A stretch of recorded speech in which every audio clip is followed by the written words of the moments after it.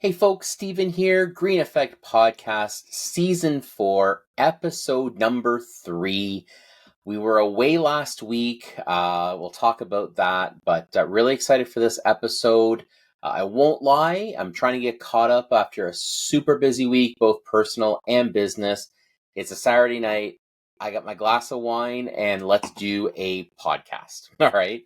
So, man, where has my week been? So, like I said, I missed last week's podcast.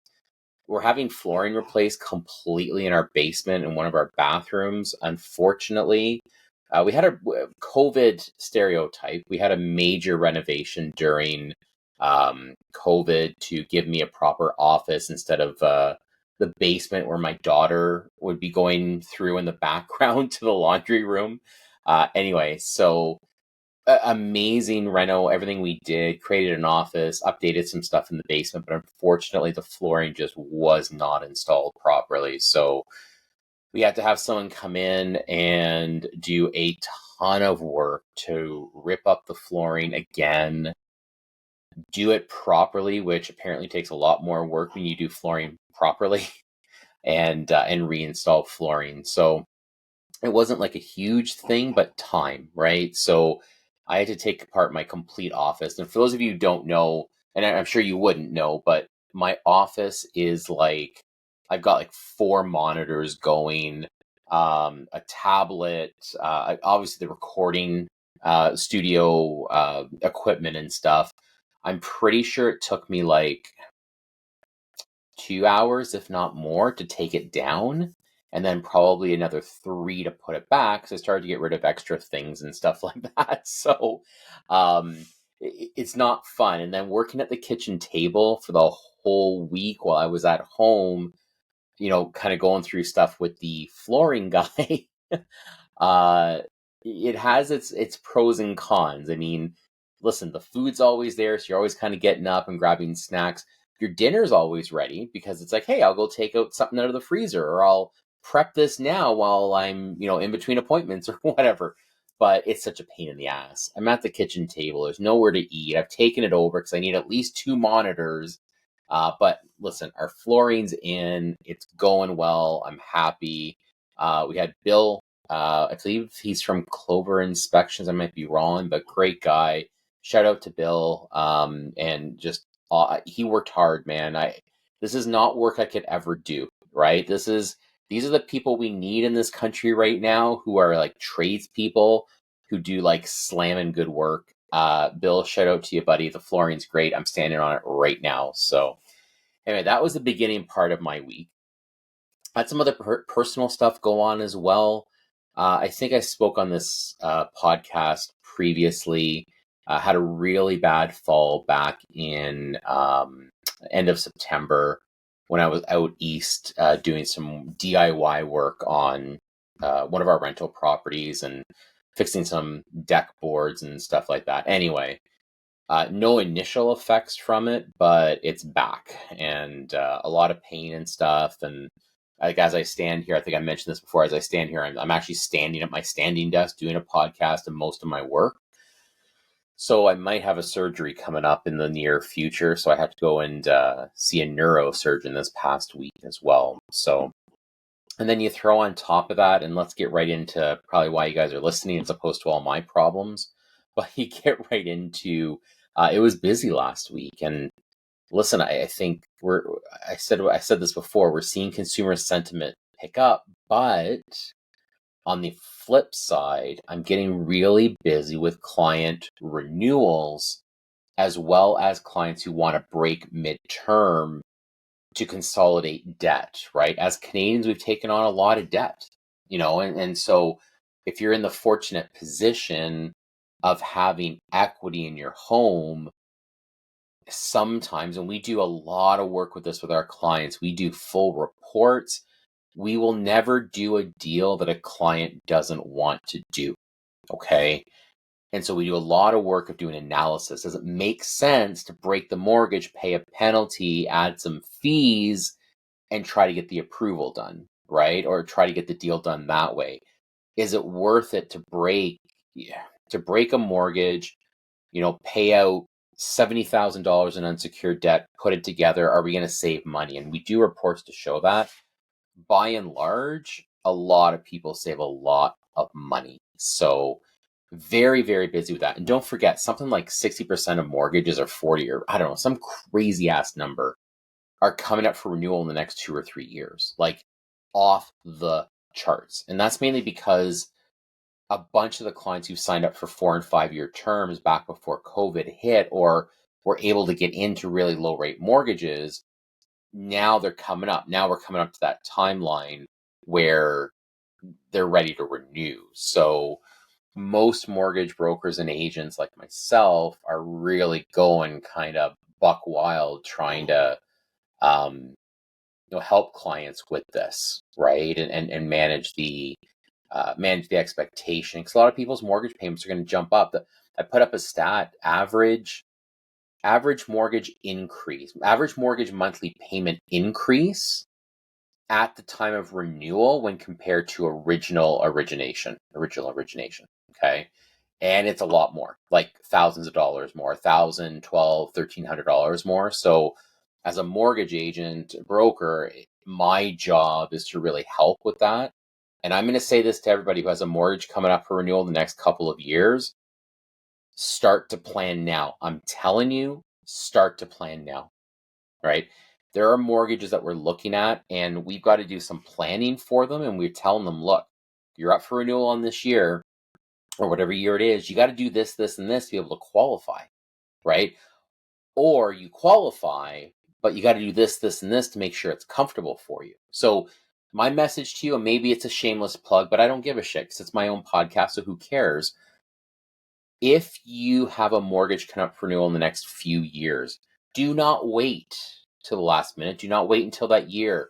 Come see me now, okay? Because if I can get you on the radar and have a tracking of you and keep you posted on things, you want that, right? You want a check-in every year with your mortgage broker. It's so critical, like off the charts. If you have a mortgage at all, make sure you have a mortgage agent or broker, again, shameless plug, such as myself, who wants to see you, know you, and build that relationship so that you're on the radar. This is so critical. And there's so many mortgage brokers and agents that miss this completely. A lot of the times because they don't have the technology. We have the technology. Again, sorry, it's a shameless plug, but again, I don't give a shit because this is how business should be done if you are in the mortgage business, right? We have a CRM. We keep people posted. We keep people on our radar. It's important. Sorry, but it is what it is. Again, shameless plug or not, that's important. If you've got a mortgage broker or agent and they're working off a spreadsheet, or you're not being kept in contact, or you're not being kept updated on things, or they're not posting on social media what the heck's going on, you're missing out. You're totally missing out. They may not have control of the relationship going forward for you. Something to think about, especially with all these renewals coming up. What happened? Oh yeah, and then Tiffy Boy, Bank of Canada announcement, did not move the prime lending rate, completely expected. People were kind of freaking out, right? Because inflation went up a little bit from like a 3.1 to a 3.4. But seriously, big picture, it's not, it's probably just a natural kind of tick, okay? We kind of expect, I talked about this in a previous podcast, the folks that provide us with our research did indicate that it will probably be higher in January. Now, when you read the reports, it's mainly because of fuel costs was a little bit higher. I don't know why the hell they didn't talk about food, because that shit's still expensive. Like, seriously, I think I went the other day, I got maybe 10 things, and it was like 60 some odd bucks. And I'm like, this is like stuff to make food. It's hardly even food in the basket. But they were talking about fuel for sure increasing. But we also had, I mentioned this before, we also had a low month drop off. So when we're talking about 12-month rolling average, which automatically was going to force inflation a little bit higher, not to panic. It's all good. In his comments again, and I'm going to make this comment on my podcast. I didn't put it on my social media because I don't know if people are going to share my humor. But on my podcast, again, I don't give a shit. It's marked explicit, so you don't like it, don't listen. But it's kind of like, and I can't remember what movie this was on, but there was a comment about it's like, so I might be dating myself with this. I don't know if we have if these guys are even around anymore, but it's kind of like when you get a Playboy magazine, you don't just look at the pictures, you read the comments, you read the articles. Well, that's what the Bank of Canada announcement is like. Don't just look at the picture headline, read the article. All right. Yes, I just compared Tiffy Boy to a Playboy model. Deal with it. But it's true. Don't just read the headline, read the damn article. On that note, he basically said, and I'm going to read some verbatim here because he uses big words, right? There was a clear consensus to maintain our policy at 5%, and the deliberation shifted from whether monetary policy is restrictive enough to how long to maintain the current restrictive stance. So that tells me that we're not talking about, are we high enough? Are we going to increase? It's more, when is this going to change? When is the current state too tight? And now we need to decrease, if I can translate what he said. Okay.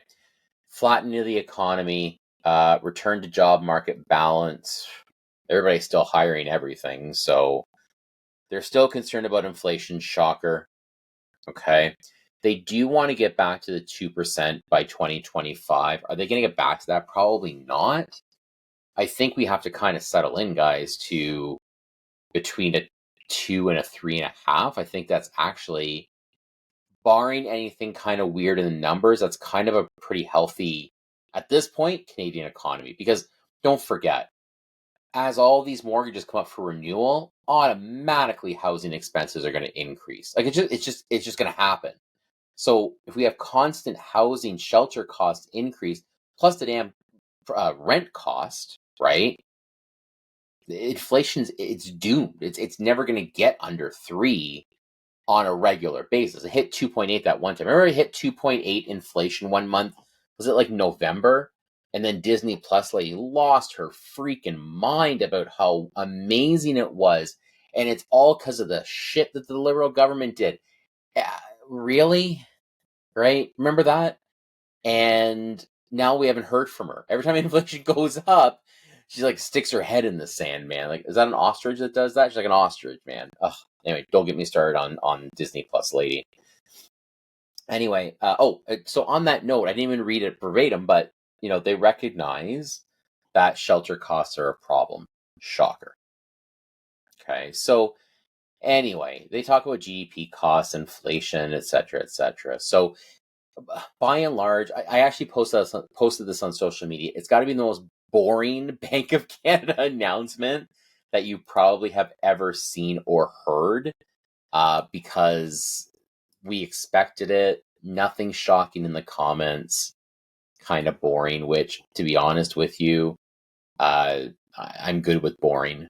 All right. So everyone's asking, well, when's the rates going to come down? Okay, so let me talk about rates, because rates have become this like crazy beast. So remember, with rates, there's 2 rate environments, right? One is the variable or adjustable rate environment. That is really geared or relative to the prime lending rate, which did not change. Where we're seeing all the change right now is on the fixed side. Okay, let's talk about fixed rates. So fixed rates connected to the bond market, as I've explained before. Well, all these rate drops that we've had is because the bond market has been dropping significantly. Okay, so we're seeing rates get down. We've seen rates at 4.99 again, right? Which, pardon me, has really spurred people coming off the sidelines. Pardon me, the wine's catching up. Coming off the sidelines to, can we afford it now? How about now? Can we get pre-approved now? What about now? Right? Which is great. It's exciting. However, as of the recording of this podcast, which today, like I said, it's later on a Saturday night, but I'm just going to look up the 5-year government bond, and unfortunately, the graph doesn't make too much sense, but it looks like it's accurate. It's The graph doesn't match the number, but that's kind of weird. The graph, it looks like we're back over 4%. We haven't been up over 4% in like 8 weeks, I believe it is. Okay. So bond price is up, fixed rates with it. We did see a fixed rate increase from many lenders back on Monday, for example. Okay. So we'll probably see some fixed rates jump up this week. We'll see what happens. Okay. But where are rates by and large going to go? I think right now we're going to see a lot of volatility. We're going to see some up and down. We see some up and down 15, 20 bips. That's kind of normal business, to be honest with you. Not terribly concerned.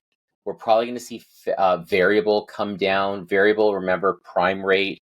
So we're probably going to see TIFI cut rates. I'm going to say summer. Some people are saying March. I don't think so, right? I'm thinking more April, May.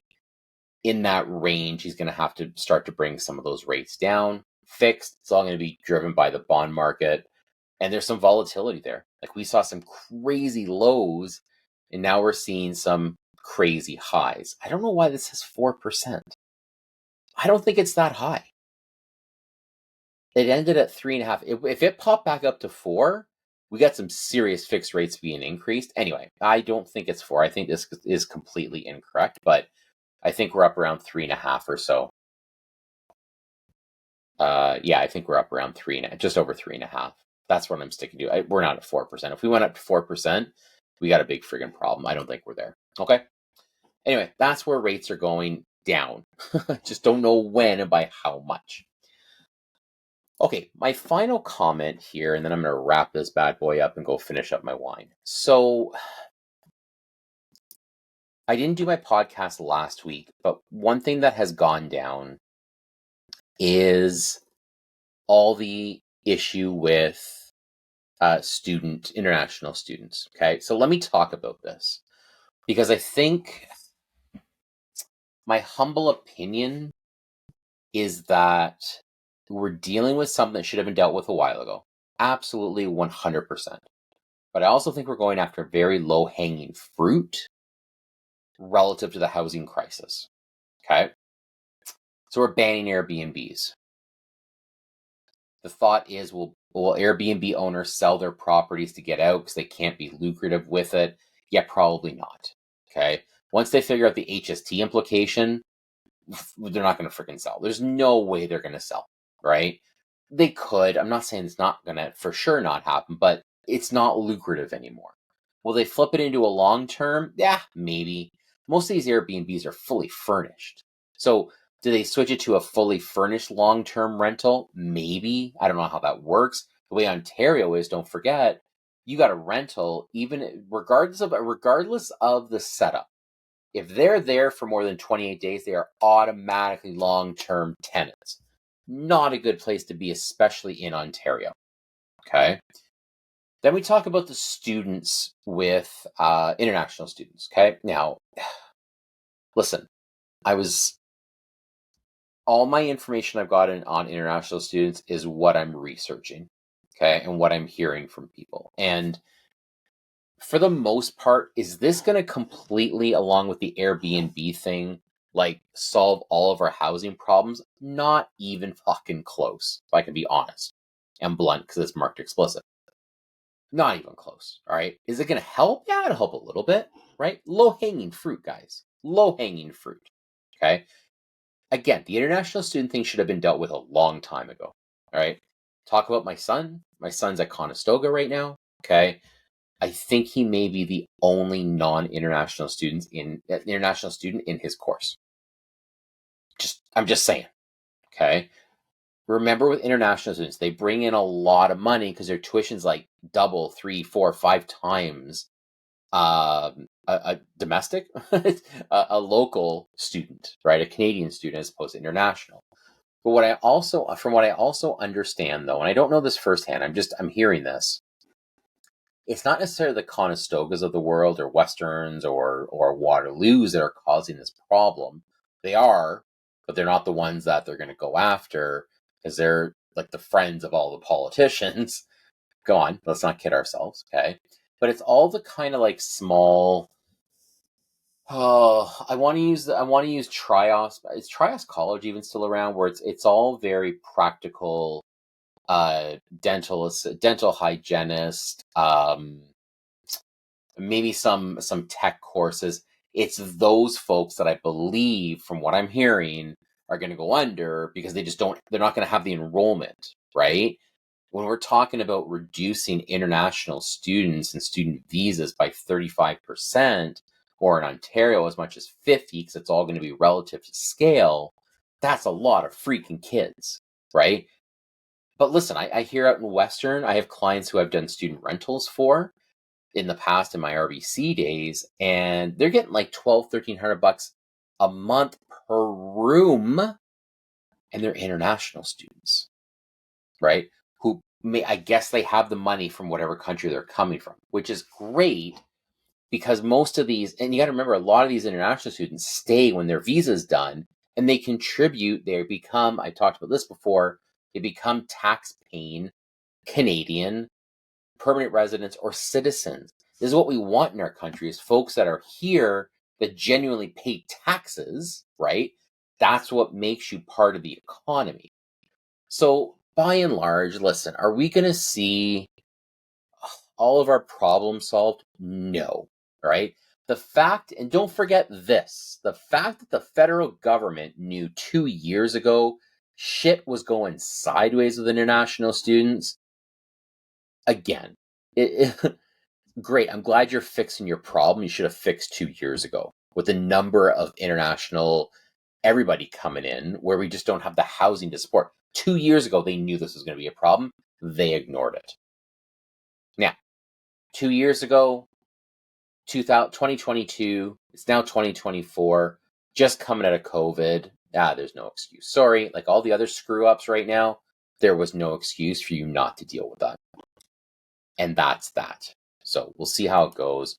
I don't think it's going to solve everything, but it will probably help a little bit. A little bit, not a lot. Okay. All right. I did have one other thing I wanted to mention. Damned if I can remember. It was really good. I was going to actually interrupt my session there and my last little rant and talk about it, but then I'm like, oh no, let me finish this first part here and then I'll come back to that. Forget it. What are we at? 22 minutes? Good enough. Let's stop there. All right. So a lot of changes, okay? A lot of things coming up. We got to continue to monitor rates and see what happens with the economy in general, like just with housing starts. I hope? Let me mention this too. I released last week. Okay, so the week of the 22nd ish, whatever that was, 21st. Okay, I released a social media post, and folks, blow my mind. Blow my mind. You have to know this number I'm about to tell you. You have to know this number I'm about to tell you. Again, from the folks that we get our data from, very reputable. We are right now, are you ready for this? We just had a huge drop, statistic-wise, in single-family housing starts. I remember in Canada, us Canadians love our single-family homes. I just released a stat. For every 25 new Canadians, we are building one house. 25-to-1 ratio. Every 25 new 25, let me start again. Every 25 new Canadians, we are building one new single-family home. Yes, we are also building rental properties and multi-residential. I get it. But any new Canadian I talk to is usually looking for just a simple single-family home, the promise and dream they were promised. Right? So anyway, that is fucking scary. Let's just put that one out there. All right. That's all I got for now. I'm tired. I've been standing all day. If you have any questions, guys, about your mortgage, please connect with me. Okay, we have a great new service, TFC Mortgage Premier, where we basically offer complete mortgage planning services as well as referrals for our preferred partners. Okay, let me know in advance. I don't care if you got your mortgage up in 3 and 4 years. I want to know. I want to meet you. I want to talk to you about it. Okay. Anyway, you know how we end this. Love me, like me, love me. Did I say love me? Love me, like me, desire me, want me, follow me. 5-star reviews only, because that's all we're accepting. And if you have any questions, you guys hit me up. As we always end, keep fit and have fun.